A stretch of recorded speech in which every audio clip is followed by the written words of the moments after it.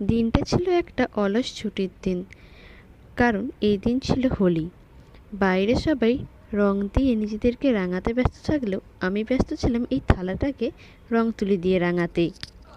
প্রথমে আমি মাটির থালাটাকে বেশ খানিকক্ষণ জলের মধ্যে ডুবিয়ে রেখেছিলাম, তারপরে জল থেকে তুলে এর মধ্যে সাদা ফেব্রিক কালার দিচ্ছিলাম। আমি অনেক ভিডিওতে দেখেছি এরকম মাটির থালা কালার করার ক্ষেত্রে ওরা কিছু কালার মিডিয়াম ইউজ করে।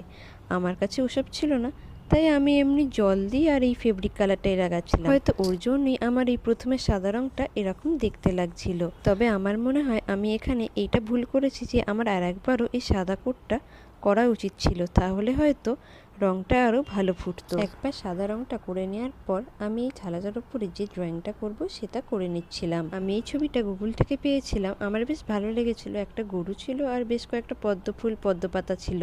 ড্রয়িংটা করার পর যখন আমি এই প্রথম ইয়েলো কালারটা দিলাম তখন বুঝতে পারলাম যে আমার আর একবার সাদা রঙটা করলে হয়তো আরও ভালো লাগতো। কি আর করা যাবে, আমি এরকমভাবে কমপ্লিট করলাম।